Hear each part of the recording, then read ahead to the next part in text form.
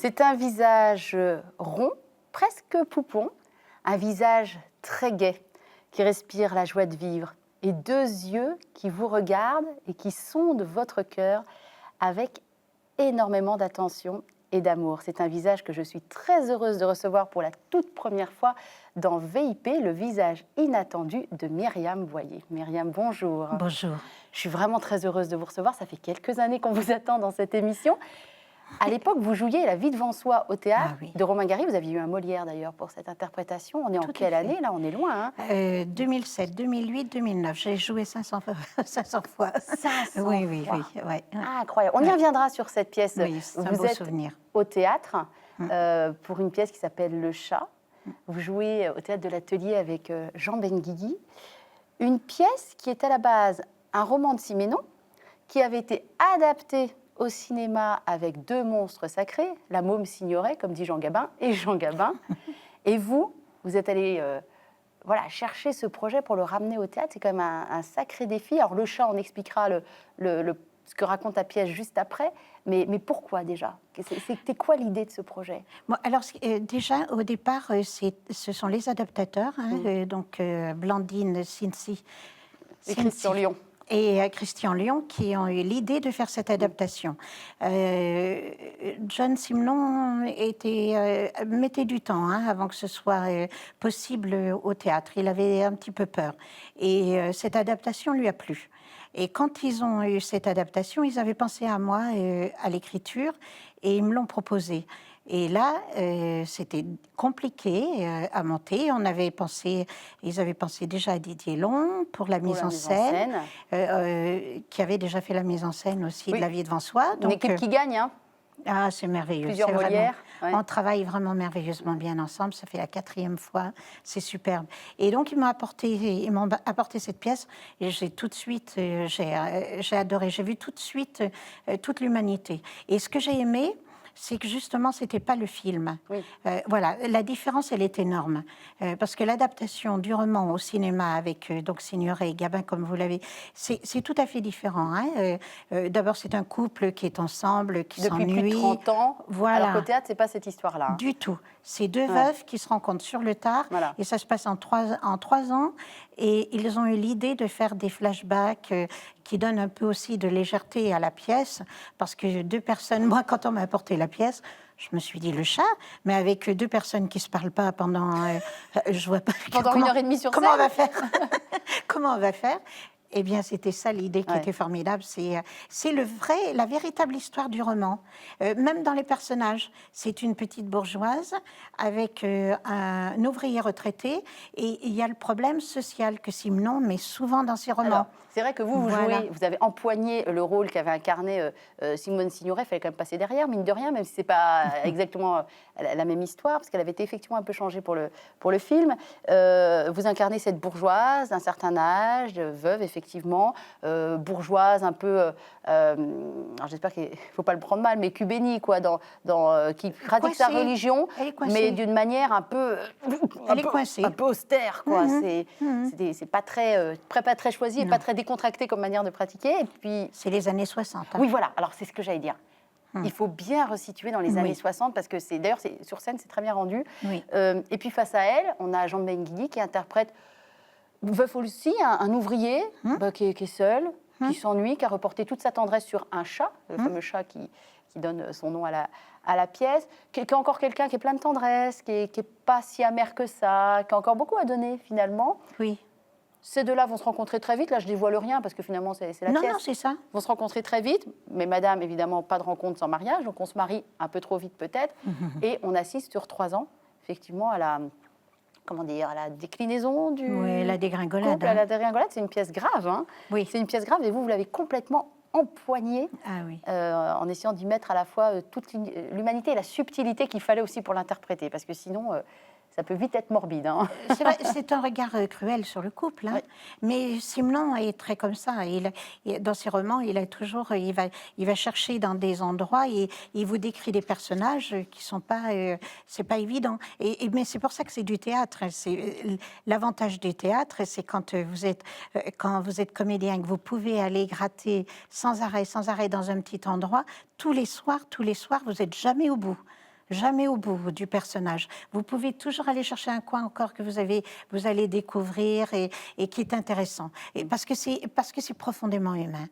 Dès que vous avez quelque chose de profondément humain à défendre, automatiquement, vous avez toujours quelque chose à sortir. Alors Myriam, je vous propose que déjà on la regarde, alors pas la pièce évidemment, mais quelques images qui vous donneront peut-être envie d'aller voir cette pièce au Théâtre de l'Atelier. Bon, c'est jusqu'à fin décembre, donc là déjà, ça veut dire que ça marche bien déjà, et puis que c'est aussi une bonne pièce et que ça laisse un petit peu le temps de s'organiser pour ceux qui ne sont pas sur Paris. Moi, je vous invite à regarder ces images et puis on en reparle toutes les deux, si vous voulez bien, Myriam. Je vous présente Coco. Je l'ai acheté à la mort de mon mari. Ça remplace pas, bien sûr, mais la maison me semble moins vide. Moi, j'ai un chat de gouttière. Si vous voulez, on peut aller voir des films d'amour. Oh, certainement pas, ça m'énerve encore plus. Et ces bouches énormes qui se mélangent sur l'écran, quel manque de pudeur. Quel mal y aurait-il? Nous pourrions unir nos deux solitudes. Où est le chat? Le chat! J'ai toujours dit qu'il y avait un chat qui faisait partie du lot. Un bon chat d'ouvrier, avec des manières simples, mais du cœur à vendre. Mais si vous voulez plus de Joseph, eh ben, je pars avec lui. Mais comment avez-vous pu donner un nom de saint à votre chat? C'est un sacrilège. Tu crois que je suis pas clair dans ton jeu? Tu l'as toujours détesté. Je m'excuse, voilà. Il est hors de question de divorcer. Désormais, il est inutile que nous nous adressions la parole.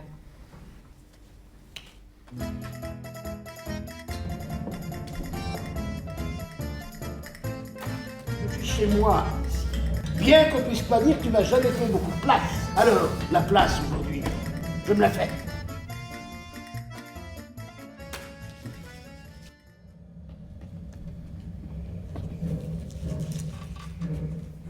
Le chat. Vous savez, je revois ces images, moi j'ai dû voir la pièce il y a 10 jours, et en fait ce qui m'a fait peur dans la pièce, c'est que tout en n'ayant ni l'âge des personnages, ni l'expérience de leur vie, enfin pas grand-chose en commun avec eux, ni même l'époque, je me suis reconnue dans certaines répliques. Et je pense que c'est ça qui fait le succès de la pièce, c'est que les hommes vont se projeter dans Jean Benguigui, nous on va se reprojeter chez vous, dans des répliques, dans des mimiques, dans des silences parfois, parce que le silence est très important dans cette pièce. Et ben, je veux dire, ça fait peur. Mais oui, parce que de toute façon, c'est tellement vrai que vous avez tout. Il y a toujours un petit endroit où on se retrouve. C'est obligé. Et il a tellement cette force de raconter les vrais gens en plus. Moi, ce que j'aime, c'est quand c'est des vrais personnages. Alors donc, automatiquement, il y a toujours des endroits où tout le monde se retrouve. Et on se dit, oh là là, mais c'est terrifiant. J'espère qu'il ne m'arrivera jamais quelque chose comme ça.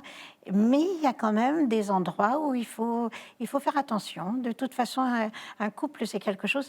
Ils ne sont pas généreux. Hein. Alors, la base, elle est là aussi. Bah, lui, il était au départ, mais il s'est tellement fait souffler par elle qu'au bout d'un moment... Elle lui met le grappin dessus. Met le grappin dessus. Très doué d'ailleurs. Voilà. On prend des leçons. Voilà.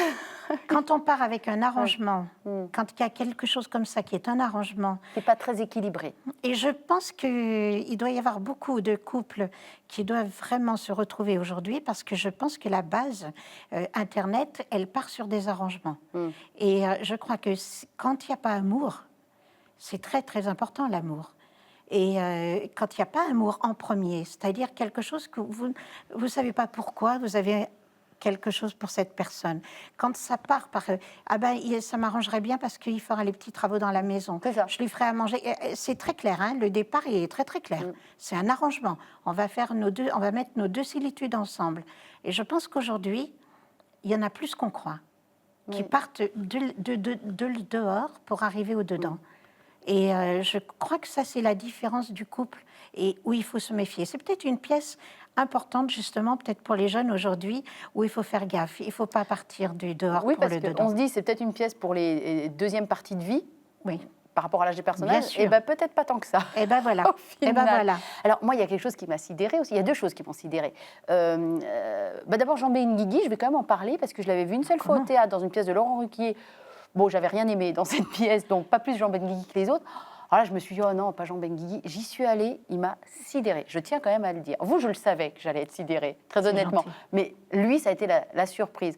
Et puis vous, Alors je pense que tout le monde vous le dit, mais moi j'ai eu l'impression de voir Signoret pendant 1h30. C'est Oui, mais alors, impressionnant. ça c'est Est-ce marrant que- parce que l'histoire de Simone, c'est pas d'aujourd'hui.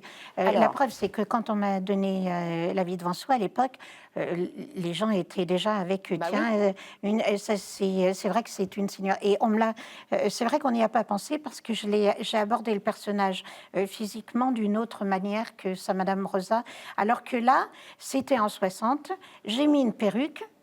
Et je suis habillée comme l'idée qu'on a de Simone. Et comme on a quelque chose, évidemment, qui a toujours été, hein, j'avais fait les Brigades du Tigre. Oui, Ouais. j'adorais ça, les Et Brigades ben, du Tigre. j'avais fait ça, Ouais. j'avais fait un personnage d'une prostituée. Quand je suis arrivée sur le plateau, tout le monde a fait « Ah, mais c'est Casque d'Or, c'est Casque d'Or !» Alors, c'est pas d'aujourd'hui, il y a quelque Ouais. chose où on se ressemble. Mais c'est pas la volonté. Mais par contre, je vais vous dire une chose, s'il y a quelque chose qui me dérange pas, c'est vraiment ça. Bah oui, ce que je veux dire, il y a pire comme filiation, Ah quand non. même. Ah non. Ça, alors là, mais c'est vrai que je fais rien pour lui ressembler, Ouais. mais je ressemble.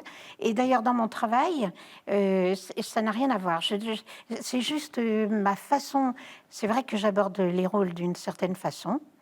Et que j'aime beaucoup cette manière d'être dans mon métier, et qui peut aussi, il y a très très peu de comédiens maintenant aussi, qui peut aussi rappeler ces acteurs de cette époque-là. Donc automatiquement, il y a plein de Oui, choses. parce que hein, vous qui font- travaillez voilà, toutes les deux, finalement, Voilà. sur... comment, je ne sais Sur pas si j'aime l'âme. faire comment... sur l'âme. Sur l'âme. La- J'allais l'âme. dire sur la trame de la vie, moi. Non, Vous voyez, on là, n'était mais pas loin. c'est l'âme du personnage. Ouais. C'est quelque chose d'invisible, mais qui est profond, profond, profond. Et je pense qu'on est toutes les deux. Et moi, quand j'étais jeune, je me disais, voilà ce que j'aimerais devenir avec l'âge, et cadeau. C'est ce qui m'arrive. Enfin, tout en restant vous-même quand même, hein, je Ah rassure. mais, bien sûr. Non, ce que j'aimerais Spectateur. devenir comme comédienne. Oui, Je suis voilà. Myriam Boyer, comédienne, mais je suis cette comédienne. J'ai rêvé d'être une comédienne avec des personnages vous forts. savez comment on appelle ça? Avec, voilà. Fille spirituelle de... Voilà. J'aime beaucoup ça. Ah bah, c'est très réussi, en tout cas, bravo, parce qu'on sent que ça vous nourrit, et puis vous travaillez sur, voilà, sur J'aime le même... beaucoup. sur Mais le même j'ai ouvrage. jamais pensé à Simone pour aucun rôle. Mais La vie devant soi, c'était déjà un peu ce genre de rôle, très bien en sûr. phase avec... Alors déjà, le roman est absolument magnifique de Romain Gary, mais Bien sûr. c'est des personnages très en phase avec une vraie réalité. Tout à fait. C'est Tout pas à la fait. belle réalité, c'est la réalité de la Oui. poussière, la réalité des petites gens. Et je comprends qu'on soit venu vous chercher. Voilà, pour La vie mais devant soi. d'ailleurs, moi, à chaque fois, c'est quelque chose qui me dérange pas du tout. Vous le savez, que le rôle est pour vous, vous le savez. De toute façon, j'aime. Quand j'ai joué Fréhel, on n'a pas pensé à Simone parce qu'elle l'avait pas joué. Mais en fait, c'est une manière d'aborder les personnages. C'est des époques que j'aime aussi. Je suis très, j'ai pas peur de le dire. Je suis nostalgique aussi de ce travail d'acteur de cette époque. Moi, j'aimais bien pleurer, rire au cinéma. J'aime l'émotion. On parle de pathos. Il me semble pas que je tombe dans le pathos jamais, mais l'émotion me fait pas peur. Oui, mais il faut être sur la justesse. Vous disiez, Et c'est j'aime le travail. transmettre les vérités, quoi, des vérités profondes, d'être humain. C'est tout un travail justement sur la justesse, Voilà. sur la nuance aussi. Mais j'aime beaucoup ça. Et ça, à mon avis, il faut quelques années. Ça fait Derrière 50 soi. ans, hein. Ça fait 50 ans que j'y vais. Ah là là, on Et, fait votre jubilé alors avec cette des belles année. choses, qu'avec Ouais. des belles choses. J'ai toujours dit, pour une jeune comédienne, si elle regarde mon trajet, c'est exactement ce qu'on peut avoir envie. Au théâtre, au cinéma, à la télévision. Tout ce que j'ai abordé, tout ce que j'ai fait, c'est toujours dans quelque chose qui est très fort, mais depuis que je suis gamine. Ça fait 50 ans d'une carrière où vous pouvez regarder derrière en vous disant « ouais, c'est quand même pas mal ». Une carrière qui s'est installée doucement mais sûrement aussi. tout le temps. Il n'y a rien eu de fracassant au départ, et ce qui fait peut-être aussi qu'aujourd'hui, voilà, à l'âge que vous avez, vous êtes toujours très présente et très présente dans l'esprit des gens, et on est très content de vous voir sur scène ou alors sur un écran. Enfin, il n'y a pas eu de rupture, j'ai l'impression. Alors, il y a eu des grossesses, ça c'est autre chose, mais il n'y a pas eu de rupture vraiment. Si vous en avez vécu, vous? Non, parce que la chance, c'est par exemple, quand j'ai travaillé avec Chéreau au théâtre, Ouais, pour oh là là. Coltès, en plus, la première pièce de Coltès, où on ne savait pas très bien où on allait. J'imagine. Du tout, du tout. Et vraiment. Prise de risque énorme, donc Ah, là. mais le metteur en scène, les comédiens, que ce soit Piccoli, Léotard, Sidiki Bakaba et moi, on s'est retrouvés dans quelque chose dont on parle encore aujourd'hui. Hein. Coltès, c'est vraiment un des auteurs contemporains les plus joués. Hein. Et nous, on l'a découvert en même temps que les spectateurs. Eh bien, c'est toujours quelque chose qui est, vous savez, qui vous nourrit des rencontres très fortes et à la hauteur de vos attentes. Ça, c'est formidable. Et évidemment, derrière, pas de proposition, parce que ça se passe comme ça. Ma vie, elle est comme ça. Mais par contre, au cinéma, quelque chose encore plus fort. À la télévision. J'ai toujours fait, même à l'époque où la télévision était boudée. Était très mal vu. Alors aujourd'hui, Voilà. tout le monde s'y précipite, mais il y a une époque, oh là là. Ah là, j'étais très mal vue. Et ben, je travaillais snob. avec des gens merveilleux. On appelait ça l'écriture par l'image. Et j'ai joué, par exemple, l'histoire d'une femme à la campagne. C'était depuis la guerre de 14 jusqu'à De Gaulle. Et ça a été un énorme succès. Et les gens ne se rappellent pas, bien sûr, mais pour moi, vous imaginez la comédienne avoir abordé des rôles comme ça, qui étaient suivis, qui étaient magnifiques, c'est formidable. Et puis, quelque part, c'est pas mal quand vous pouvez vous promener un peu partout avec des beaux rôles, parce que vous n'êtes pas, c'est pas marqué, vous n'avez pas une carrière qu'il faut défendre. C'est pas mal, c'est pas mal. D'assumer l'intégralité de sa carrière. Vous Ah, savez, ça fait 13 ans avec l'émission Exige. J'en ai pas beaucoup entendu Tout, des comédiens qui assumaient chaque rôle qu'ils ont joué. Hein. Ah, mais tout. Vraiment, j'ai aucun. Et vraiment, la chance que ce soit Bertrand Blier, Alain Corneau, Patrick Devers. J'ai au cinéma, à la télévision, quand on regarde, et alors au théâtre, n'en parlons pas, puisque j'ai vraiment travaillé avec les plus grands. Et aujourd'hui, l'âge me permet de jouer justement les rôles de Simone. C'est formidable, c'est vraiment formidable. Elle n'a jamais fait ça au théâtre, hein. Ouais. Donc c'est Non, non. assez rigolo parce Oui, que, c'est- en fait, les gens, je le rappelle, Simone, et c'est formidable parce que c'est au théâtre. Donc c'est vivante. Ouais. C'est, Ah non, mais c'est perturbant. c'est magnifique. Je vous assure que c'est perturbant, honnêtement, mais c'est très J'adore. réussi. Et elle fait rien. Et je fais rien pour ça. C'est génial. Je vous ai demandé, Myriam Boyer, de venir dans cette émission avec une citation, parce qu'on a des petites séquences dans l'émission. Et cette première séquence s'appelle la séquence Maître mot. Donc, c'est un petit duel sympathique de citations. Vous venez avec la vôtre, et moi, j'en ai trouvé une en pensant à vous. Donc, D'accord. vous démarrez? Allez, je démarre. Alors, c'est qui? C'est quoi? Alors évidemment, c'est pas, je suis pas allée chercher très très très loin. Hein. C'est Nelson Mandela avec le courage. Ouais. Et je trouve que c'est très très très beau. Donc le courage n'est pas l'absence de peur, mais la capacité de la vaincre. Et ça, pour moi, c'est quelque chose. Curieusement, c'est quelque chose qui raconte quelque chose dans ma vie, que ce soit privé, que ce soit... parce que tout ce qu'on raconte du métier, là, on dirait que c'est un peu bisounours. Hein. Non, tout a été compliqué, c'est une carrière où j'ai bataillé et où il a fallu beaucoup de courage. J'ai perdu beaucoup d'argent en essayant de faire des films parce que justement, il y avait des périodes de creux et que j'avais envie de raconter aussi mes histoires à moi. Je trouvais qu'on ne parlait pas assez justement de l'endroit d'où je viens, des petites gens. Donc, j'ai pris beaucoup de risques. Et j'ai passé des périodes très, très difficiles où j'ai même mis les gens autour de moi dans le... Ça pouvait être très, très dur. Hein. Je parle financièrement. Donc, il a fallu du courage. Et puis, la solitude dans ce métier. J'ai jamais eu tous ces intermédiaires parce que j'avais des problèmes. Je supportais pas les agents, les castings, voilà. Donc, les années 80 sont passées par là et on était vraiment dans leurs mains. Donc, quand vous n'en étiez pas, c'était difficile. Et donc, il a fallu beaucoup de courage pour passer. Et puis, la peur, c'est quelque chose que je connais puisqu'il y avait la violence dans ma petite enfance. Ouais. Et j'ai eu peur jusqu'à 40 ans. J'avais peur. On ne pouvait pas me laisser dans une pièce toute seule. Comme en plus, chez moi, il y avait la cuisine et le dortoir. Donc, j'étais habituée en pension au dortoir. Donc, j'étais habituée à toujours... La solitude était au milieu des autres. Et j'ai eu peur très, très, très longtemps, jusqu'à 40 ans. Donc, j'aime bien cette phrase, parce que le courage, j'ai toujours eu peur, et j'ai toujours été quand même courageuse, d'une certaine façon. Je le revendique, et c'est vrai qu'il faut le vaincre, et ça, C'est la base. C'est la base de la vie. On va y revenir dans 1 minute sur votre enfance. Je vais juste vous citer, vous donner ma citation. Moi, je suis désolée, je suis allée chercher chez mon auteur préféré. Voilà, j'ai un firmament de 3-4 auteurs comme ça, et dans ces auteurs, il y a Romain Gary. Ah, ben, Je ne sais pas si vous avez lu... On peut être que d'accord. Oui, je l'ai connu, hein. Oh là là, non, mais là, je suis folle de jalousie Ah cette oui, mais fois-ci. ça, je rends tout le monde. Tout le monde, je l'ai connu. Ben oui. Ouais. Et Ouais, c'est son oui. dernier roman qui s'appelle Les Cerfs-Volants, qui a été écrit en 1980, peu de temps avant son suicide. Oui. C'est une merveille de roman. Lisez-le, offrez-le. C'est très... Et tout y est. Tout Romain Gary est dedans. Et Dieu sait que j'ai aimé La vie devant soi et La promesse de l'aube. Et je les ai tous lus. Donc voilà, c'est pas... Mais alors, Les Cerfs-Volants, il y a une phrase, ça m'a fait penser à vous. J'en ai même pris 2. Allez, je vous donne la première. Je sais que la vie vaut la peine d'être vécue, que le bonheur est accessible, qu'il suffit simplement de trouver sa vocation profonde et de se donner à ce qu'on aime avec un abandon total de soi. Et donc moi, j'ai tout un tas de citations de Romain Gary. Quand j'ai vu celle-là, je me dis, ça, c'est Myriam Boyer.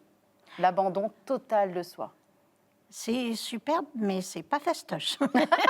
Personne n'a dit, souvent, ce qui est beau n'est pas forcément facile. Hein, c'est un principe de base. Franchement, hein, Ouais. parce que c'est vrai que c'est vrai que ça. Vous savez, quand j'étais petite, je tapais du pied en disant je m'en fous. Quand je serai grande, je serai heureuse. Ça donnait quoi? Faites-le moi. Mais c'est Non, vrai. mais faites-le moi. Ça Non, faisait mais c'est comment? vrai. Ça faisait comment? Je m'en fous, quand je serai grande, je serai heureuse. Alors ça, c'est une petite fille malheureuse qui nous disait ça. Et voilà. Et il y a ça dans ce que vous venez de dire. Oui, c'est ça. Il y a vraiment Trouver sa vocation profonde, ça. Voilà. se donner à ce qu'on aime avec un Et je abandon ne savais pas comment. Et total ben, de soi. voilà, Voilà. c'est ça. Pourquoi elle était malheureuse, cette petite fille? Non, elle était. L'environnement était vraiment pas heureux. Non, c'était Vous franchement. pouvez nous le repréciser, cet environnement? Ça se passe Oui. à Lyon? C'est-à-dire que c'est. J'ai toujours dit, hein, le mot est pas fort. C'est la misère. Hein, c'est pas quand il y a une pauvreté intellectuelle, une pauvreté ou parce que vous avez des parents qui s'occupent. Non, c'était Matériel. le vrai. Quelque chose qui n'existe pratiquement pas. Je pense que peut-être maintenant, je dirais que ce seraient les émigrés qui pourraient peut-être Ou le être quart-monde. Hein, le quart-monde, existe absolument vraiment. plus près du. Ouais. Voilà, c'est ça. Et c'est vrai qu'on est dans quelque chose d'un peu de très difficile, mais par contre, il y a de l'amour. Attention, c'est pour ça que je dis que souvent je me dis qu'il y a de l'amour, et la force, vous la puisez aussi là-dedans, toute petite. C'est pas l'abandon, parce que même quand j'étais à 2 ans à l'orphelinat, j'avais l'amour de ma mère. Pourquoi vous étiez à l'orphelinat, Parce Myriam qu'elle ne Boyer? pouvait pas faire autrement. Il y avait rien. Et quand elle est partie, et en se faisant taper sur la gueule pendant 16 ans, automatiquement. Par votre père? Voilà, et donc, et mon père n'était pas méchant. C'est Ah bah. terrible de dire ça, mais non. Mais comment vous pouvez dire ça? Mais S'il a tapé sur votre maman pendant 16 ans. Oui, parce que quand vous grandissez, quand vous êtes après dans la vie, quelqu'un qui n'a pas la possibilité de parler, qui a tout contre, il peut y avoir la violence. Vous savez, c'est quelque chose, la violence, c'est bizarre. Hein. Mais c'est une violence due à un excès, par exemple, d'alcool. D'alcool, oui. C'était Et une violence qui pourquoi vous ressortait. buvez? Parce faut que vous êtes chercher. malheureux. Voilà, c'est ça. Et ma mère, elle-même m'a dit, quand j'ai fait ce métier, elle m'a dit, tu vois, ton père, il était comme toi, mais il n'a pas eu de la chance de faire quelque chose qui pouvait le sortir. Il y a combien d'enfants à la maison? On n'était pas nombreux, on était 3, avec un très grand frère de 8 ans de plus que l'autre. Et l'autre est parti il n'y a pas longtemps, mais on n'était que 3. Et vous étiez la petite dernière? Oui. Et donc, quand elle a pris les enfants sous le bras et qu'elle est partie, qu'elle a fait stop, qu'est-ce qu'elle pouvait faire? Donc, mon père est venu me chercher à l'orphelinat. Il ne supportait pas que j'étais à l'orphelinat. Il m'a sortie de l'orphelinat et après, je suis rentrée chez les religieuses. Alors là, vous partez à l'Arbrel, qui est une petite ville à quelques encablures de Ma maman me de met Lyon. là. Vous rentrez Voilà. chez des sœurs. Les sœurs Sainte-Thérèse de l'Enfant Jésus, et je suis la seule petite de la pension. Ils les prennent à 6 ans, 7 ans, et je suis la seule petite. Donc je dors avec la surveillante dans son box. On me lève le matin avec mon pyjama, on m'emmène dans la cuisine pour que j'ai chaud, pour me laver, pour prendre mon petit déjeuner. Je mange avec les sœurs, je prépare l'hôtel, les fleurs avec les sœurs. Je vais à la maternelle parce que la pension, on traverse, je sais pas, il y a 500 mètres pour aller jusqu'à l'école maternelle. Et je fais ça avec la sœur qui s'occupe de la maternelle, avec Sœur Sainte-Thérèse de l'Enfant Jésus, qui étaient les Sœurs Sainte-Thérèse de l'Enfant Jésus. Alors donc j'avais Mère Marie-Angèle, qui était la mère supérieure la plus magnifique. Elle m'a adorée. J'étais dans son bureau quand j'étais malade. J'ai eu la varicelle, j'étais dans son bureau quand j'étais malade. Elle me gardait dans son bureau. Sœur Louise à la cuisine, et j'étais leur bébé. Mais elles ont été vos mamans de substitution. Mais ça a été magnifique, magnifique. En plus, je ne sortais pas parce que ma pauvre maman, elle ne pouvait pas... Donc, il y avait quelque chose comme ça qui est exceptionnel. Elles vous ont sauvé, ces femmes-là? Elles m'ont sauvée. Et mon frère était chez les maristes. Et pareil, et mon frère aîné, qui a pas du tout, qui était beaucoup plus grand, eh bien, il a eu des problèmes en grandissant. Il a été en prison. Il a été un enfant de la rue, quoi. Et donc, vous voyez que c'est quelque chose que vous portez, qui est formidable, quoi. Quelque part, vous êtes sauvé dès l'enfance. Et j'étais déjà quelqu'un automatiquement. J'étais pas comme tout le monde. D'ailleurs, qu'est-ce que ça a été dur à 6 ans de rentrer dans les rangs. J'ai pas supporté. Quand il fallait être dans les rangs, puis rentrer au dortoir avec tout le monde, etc., ça a été très, très, très dur. Ma vie, elle devait continuer en étant exceptionnelle. La petite fille qui n'a pas le même régime que tout le monde. C'est un peu ça, être artiste aussi. C'est refuser une vie quand même assez conventionnelle pour être plus en danger et se faire plus voir aussi. Mais ces religieuses qui vous ont sauvé, comme vous le dites, qui vous ont donné tellement d'amour, qui vous ont donné une structure et un endroit où grandir au chaud, bien nourri, aimé. Tout ça. Et puis les histoires, parce que le catéchisme, quand vous êtes petite, c'est des histoires. Donc, vous avez votre tête qui est au-delà, quoi. Vous n'êtes pas dans quelque chose... justement, ça vous sort de la violence, ça vous sort... et donc, c'est quelque chose d'extraordinaire. Et la qualité je pense que l'humanité, la qualité que j'ai eue de ces femmes, de ces religieuses, c'est quelque chose qui m'a marqué sûrement à vie. Et elles vous ont, j'imagine qu'elles vous ont parlé de Jésus, évidemment, de Sainte Thérèse de l'Enfant Jésus, évidemment encore plus. Est-ce que c'est une foi qui est restée une foi de petite enfance, une foi qui ensuite a grandi, que vous avez portée avec vous non, parce que ce qu'il ne faut pas oublier, c'est qu'évidemment, quand je rentrais chez moi, c'était l'opposé. Bah oui. Ah bah oui, oui. Il y avait le paradis et puis l'enfer, quoi. Ma maman, elle était un peu encore avec une éducation où elle avait... par exemple, elle était très malade et j'allais beaucoup prier pour qu'elle ait plus rien, pour qu'elle se guérisse.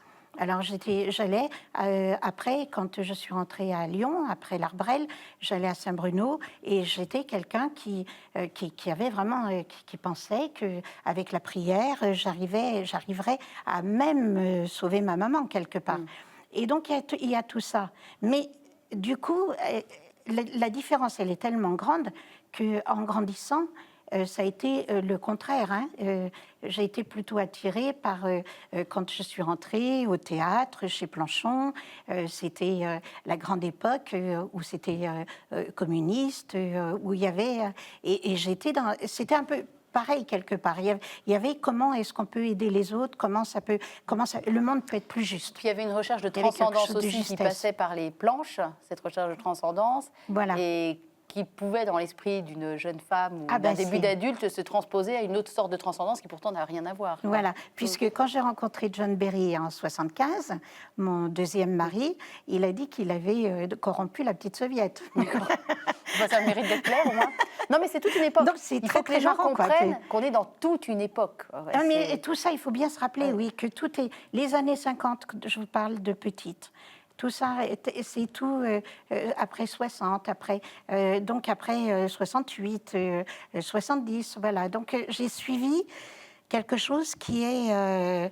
et c'est vrai qu'en vieillissant, comme vous revenez à l'enfance, il y a cette tendresse des religieuses qui vous revient. D'ailleurs, c'est peut-être pour ça que je vous ai parlé de l'émission d'hier, je n'ai pas pu lâcher. Ah oui, alors tout à l'heure, on était dans la loge de maquillage, et c'est vrai qu'à l'heure où on enregistre cette émission, hier soir, il y a eu une grosse émission sur France 2 sur le pape François qui vous a complètement fasciné. Adoré. L'émission et surtout le pape. En fait. Absolument adoré. Ouais. Qu'est-ce qui vous plaît chez cet homme-là?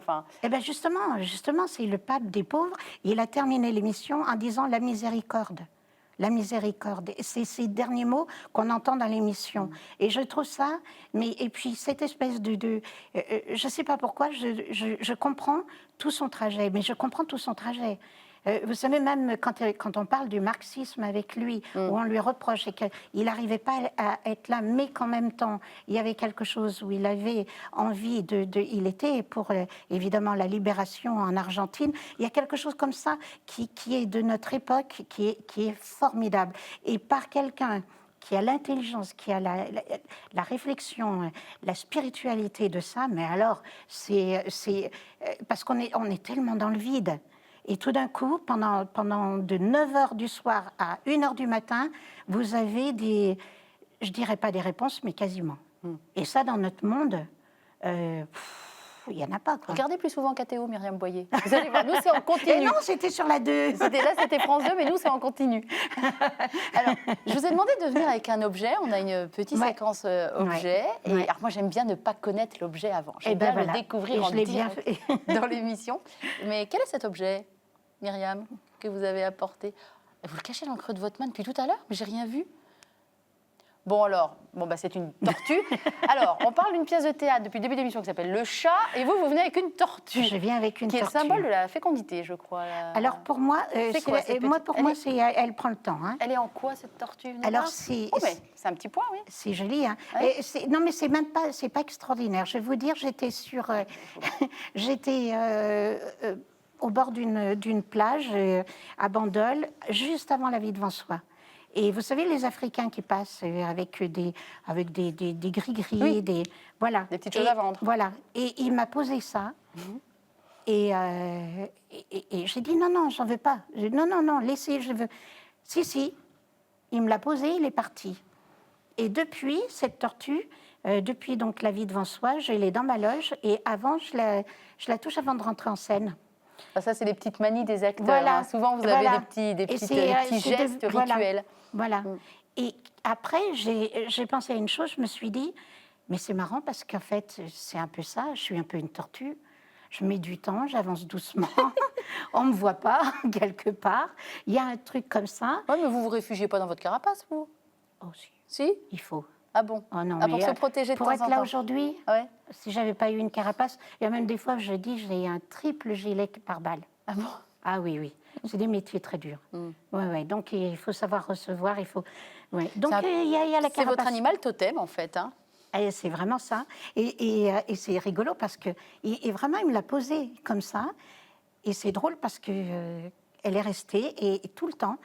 Donc, j'ai fait Fréhel, j'ai fait Chère Helena, et c'est tous des spectacles. Elle vous rappelle qui vous êtes? Avec quelque chose qui s'est passé sur scène. Où j'ai l'impression d'avoir... j'ai abouti quelque chose avec ces pièces-là, dans mon métier. Et voilà. Et j'ai ça dans la loge. Il y a un deuxième objet que vous avez amené, je le vois épinglé sur votre veste. Et alors, cette décoration-là, elle est bleue. C'est l'officier de l'Ordre du Mérite. Alors, souvent, les artistes, ils ont... Vous êtes tous chevaliers des arts et des lettres. Voilà. Parfois, vous avez la Légion d'honneur, mais vous, c'est que vous avez... Mais vous, c'est avec celle-là que vous êtes venu. Pourquoi l'Ordre du Mérite vous marque plus que les autres celle-ci, je dis que j'aime beaucoup, ça s'appelle le mérite. Et j'ai vraiment, quand je vous raconte tout ce qui s'est passé, moi j'ai vraiment l'impression que quelque part, je ne vais pas faire de la modestie, j'ai l'impression d'avoir mérité dans la vie tout ce qui m'est arrivé. Il y a quelque chose où j'ai l'impression d'être allée le chercher, de l'avoir mérité. Et d'ailleurs, je dis toujours, je suis méritante, avec l'accent lyonnais. Ouais. Il y a quelque chose comme ça. Et j'aime, et je l'aime beaucoup. Je l'aime beaucoup. Quand on me l'a proposé, parce qu'avant, vous êtes d'abord chevalier, mais officier, c'est énorme, quoi. Et franchement... Il y a quelque chose où je me reconnais. Et, je le prends pas comme un quelque. Voilà. Non, mais ce que j'entends dans ce que vous dites, dites-moi si je me trompe, mais c'est qu'à travers vous, c'est aussi toute une façon artisanale d'exercer un métier. Oui. Peut-être une façon qui est en train de se perdre d'ailleurs chez les jeunes acteurs et actrices. Une manière d'aller, vous disiez en début d'émission, gratter. Oui. Gratter la vie. Voilà. Ça, c'est très artisanal, une façon de travailler. C'est très prégnant sur le plateau du Chat, Oui. au théâtre de l'Atelier. Gratter, c'est ça, une manière peu importe finalement que ce soit un plateau télé, un plateau de théâtre, un plateau de cinéma. Je vais toujours. La façon- oui. Et c'est finalement ça peut-être le mérite dont vous parlez. Et je vais toujours. Parce qu'en plus, les choses du métier ne m'arrivent pas facilement. Hein. Il a fallu vraiment y aller pour. Même là, le chat. Le chat. On s'est arrêté tout à l'heure, mais on m'a apporté la pièce. Et puis après, pas de théâtre. Donc, qu'est-ce que j'ai fait? J'ai acheté les droits pour pouvoir aller moi-même chercher. Et je me suis dit, je vais aller chercher à Lyon. Et j'ai trouvé Pascal Héritier qui avait le théâtre Tête d'Or. Et c'est comme ça qu'on a pu monter le Chat. Et donc, vous voyez, tout est quand même, si je lâche, il n'y a pas. Oui, oui. Mais c'est ce que je vous disais, que vous étiez battue. Si je lâche, je me suis battue, voilà. Ah, j'ai plein de questions encore à vous poser, Myriam Boyer. On va d'abord rentrer dans une petite séquence qui s'appelle le questionnaire inattendu. 5 questions qui partent un peu dans tous les sens. Et ma foi, le pauvre invité répond un peu comme il peut, Eh ben, on va n'ayant voir. absolument pas été prévenu de ces questions.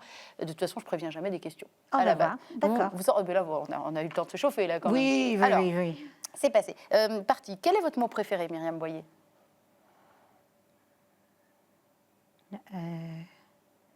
Amour. J'en aurais donné ma main à couper. Ouais. Ouais. Vous savez, Ah quand oui. vous dites le mot amour, vous avez des larmes qui montent aux yeux, Myriam Boyer.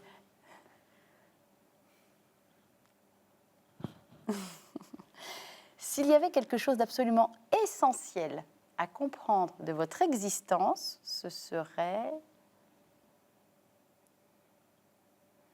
La chance. la chance. Oh, je voulais pas vous faire pleurer. Mais c'est beau les non-dits aussi. La chance. Mhm. Quel talent aimeriez-vous avoir, mais définitivement vous ne l'avez pas? La musique. En tant que quoi, chanteur? Non. Jouer de la musique. Ah, jouer de la musique. Vous auriez aimé jouer de quel instrument? N'importe, accordéon, piano, tout ce que vous voulez, violon, mais connaître la musique, enfin, pouvoir l'interpréter. Ah, ouais. Ah oui. Vous chantez pas? Avec la Ben, voix un peu rocailleuse je que chante vous réel, avez, hein, oui, voilà, c'est ça. je me suis découverte. Ouais. Mais Mais depuis? c'est pas la musique, c'est les paroles, c'est Ouais, le personnage. Hein. Vraiment, la musique, c'est quelque chose où j'aurais bien aimé. D'accord. Ouais. Quel est le luxe dont vous ne sauriez vous passer? Alors, luxe réel ou luxe intellectuel, hein, enfin. Oui. Rien faire. Vous arrivez à rester à rien faire? Ouais. Oh, c'est que vous avez atteint un état de sagesse certain. Ouais. Alors. Mais je l'ai toujours eu. C'est Ah bon? c'est un cadeau du ciel. Ouais. Vous Et savez je pense rester que je sans me rien suis faire. toujours. Quand on parle de méditation, etc., Ouais, ou de j'ai prière, pas besoin, moi. D'accord. C'est naturel. Et qu'est-ce que j'aime? Et les périodes où je suis, où ça peut pas, je le sens. Vous pourriez me donner des cours? C'est quoi le C'est principe? naturel. Ah ouais. C'est naturel. Vous J'adore trouvez ça. du temps dans vos... Rien. Non, mais parce qu'attendez, vous avez 2 fils, 4, bientôt 5 5 petits-enfants qui aiment bien ouais. voir quand même leur grand... Et vous arrivez à trouver du temps avec les pièces de théâtre, etc. Oui. à ne Rien faire. Et ça, c'est un cadeau, c'est quelque chose qui... oui, vivre l'aujourd'hui. j'aime ça. Le moment où je fais rien. Et quand je dis je fais rien, je fais rien. Je pense pas, je peux être allongée, pas être dans quelque chose... non. Ça me rappelle un J'adore dessin ça. humoristique que je trouve très joli. On voit Winnie l'ourson et Porcinet de dos. Vous Ouais. savez, les 2 amis, Winnie Oui. l'ourson et Porcinet, Ouais. qui sont de dos en train de marcher sur un chemin. Ouais. Et il y a Porcinet qui dit à Winnie l'ourson quel est ton jour préféré? Et Winnie l'ourson qui répond aujourd'hui. Et Ah, je c'est trouve joli, que c'est ça. hautement philosophique. Ah, ça, c'est beau, ça. Ah ouais, Ouais, c'est beau. ça avait été le thème d'une retraite que j'avais faite même. Winnie l'ourson et Porcinet. En train de- C'est très beau. Voilà, bah, Très, ça me très fait beau. penser à ça. Aujourd'hui, oui. Allez, dernière question du questionnaire inattendu. Qui ne pourrait-on vous soupçonner d'admirer? Ah, On se dit, oh là là, on ne c'est peut pas imaginer. Pas du tout raccord avec Myriam Boyer, ça. Qui... Parce que c'est vrai que ça... qui est-ce qu'on pourrait penser... Alors là, j'ai du mal à répondre. Alors, qui admirez-vous? Si vous deviez rendre hommage à quelqu'un dans cette émission, que ce soit dans votre métier ou dans complètement une autre catégorie, hein, évidemment. C'est tellement... admirer, c'est tellement un mot fort. Hein. Oui. J'ai du mal à admirer. D'ailleurs, je pense que... C'est pas le bon mot pour vous? Oui, parce qu'on je pense que je ne suis pas écrasée parce que je n'ai pas admiré. Hein, et je crois que ça c'est quelque chose de... Tout Donc, à du l'heure, coup, admirer. vous me dites tata-tata-terre, moi j'ai connu Romain Gary, donc là Oui. déjà je le prends très Mais mal, je l'ai je pas vous boude. admiré. Mais vous l'admiriez pas? Mais non. Ah ouais. Non, je ne l'admirais pas. Mais c'est donc l'admiration après nous met en dessous de la personne, donc vous étiez plus à égalité dans une relation... Non, c'est que c'était... non, pas admirer, c'est bizarre, hein, pas admirer, c'est curieux. C'est pour ça, admirer, pour moi, c'est tellement fort que... Alors quelqu'un que vous auriez aimé rencontrer, soit qui nous a déjà quittés ou qui nous a même quittés il y a longtemps, ou alors ça ne s'est pas encore fait, avec qui vous aimeriez avoir une discussion?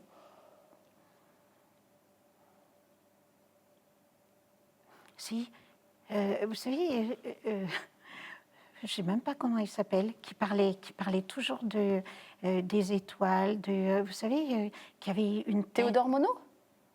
Qui était dans le il est désert? mort il n'y a pas longtemps.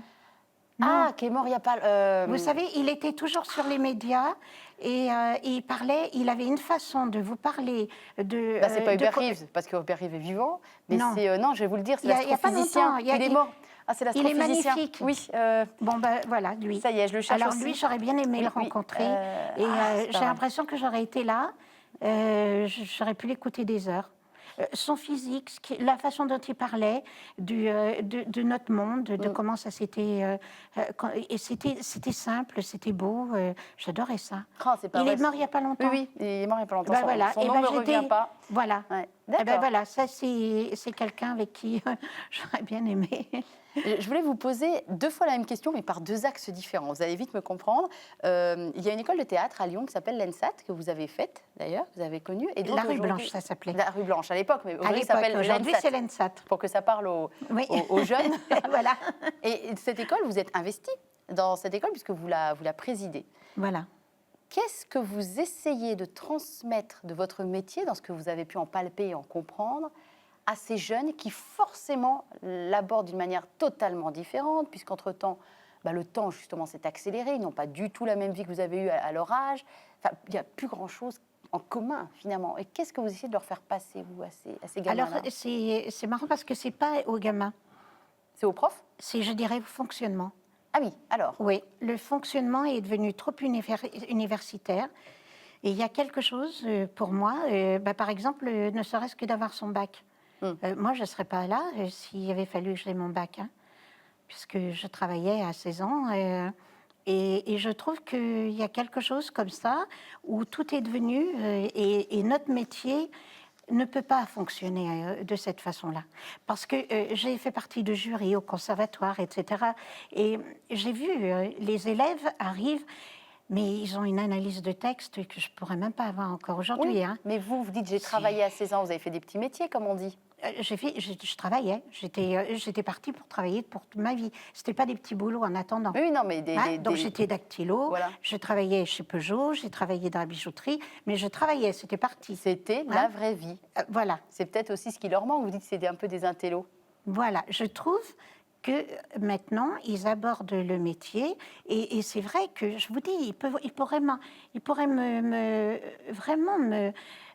moi-même m'expliquer une pièce où j'ai rien vu de ce qu'ils me raconteraient. Mais ce qu'il y a, c'est que c'est devenu, le métier d'acteur est devenu trop intellectuel, je dirais. Mais il faut le ressentir aussi, et ça, vous l'avez. Il faudrait qu'on remette du vrai. Moi j'avais vraiment des gens de théâtre qui étaient vraiment qui avaient vécu que sur des scènes, qui étaient vraiment des gens qui vous parlaient du théâtre d'une autre façon. C'était par le jeu, c'était par... et d'ailleurs, c'était les premiers qui m'ont dit « on en a fait un métier ». C'était pas un métier avant. J'ai l'impression aujourd'hui, attention, je dégringole pas ça, mais on vous parle plutôt de comment on devient intermittent du spectacle. Oui. Mais qu'est-ce que ça veut dire intermittent? Ça n'existe pas. Mais ça n'existe pas. Vous n'êtes pas intermittent, ou vous êtes danseur, ou vous êtes technicien, ou vous êtes chanteur. Maintenant, on devient intermittent du spectacle. Mais c'est horrible. Mais je ne supporte pas ce mot. Et pourtant, Dieu sait si j'ai connu les gens qui ont fait qu'aujourd'hui, on est protégé, parce que ça n'existait pas. Il n'y avait pas de congé spectacle, il n'y avait rien. Il n'y avait rien. Le jour où, quand on ne travaillait pas, il n'y avait rien. Mais je pense que la différence, Myriam, entre ce que vous avez connu et la façon dont vous vous êtes formée, vous, et la façon dont on peut former différemment les acteurs aujourd'hui, vous dites-moi si je me trompe, mais c'est aussi le travail du corps. J'ai eu la chance de voir André Dussolier sur scène, j'ai vu un corps en action. Eh bien, vous savez qui d'autre, dans les jeunes, est un corps en action? C'est votre fils. Le premier. Oui, c'est vrai qu'il Clovis est Cornillac. très, J'ai eu la chance de le rencontrer pour de vrai au tout début de l'émission. Donc, il n'est pas venu dans cette émission, mais ça doit faire 13 ans. Vous savez, il y a des rencontres presse avec les journalistes où on rencontre les acteurs quand il y a un film qui sort. Tout Je ne à le fait. connaissais pas, hein. Je le découvrais. Oui. Je pense que ses filles devaient être toutes petites. C'était un jeune mec qui démarrait. Et je me suis retrouvée à table avec lui en face à face et totalement impressionnée. Il a à peine quelques années de plus que moi, hein, Clovis Cornillac. Parce qu'il se dégageait dessus. Et ce corps en puissance... Il m'a presque fait peur.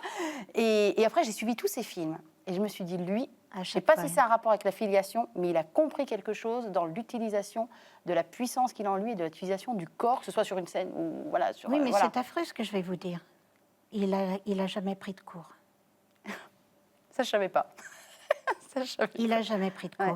Il a tout de suite travaillé avec Peter Brook. Instinctif, ah oui, ben voilà. Il a, à 16 ans, il a vous pas démarrez avec Chéreau, il lui démarre avec Brook. Ben, voilà, tout va bien. Voilà. Vous voyez ce que je veux dire? C'est oui, mais justement, il faudrait donner, quand on a la chance justement de rentrer dans une école, d'aller directement dans ce travail-là, je dirais, du vrai.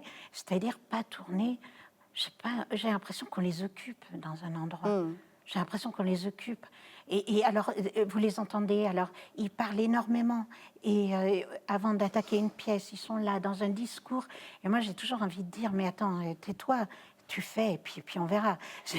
Mais voilà, je trouve qu'on sait quand même, il y a trop, on est trop passé par les écoles, on apprend tout. On apprend tout.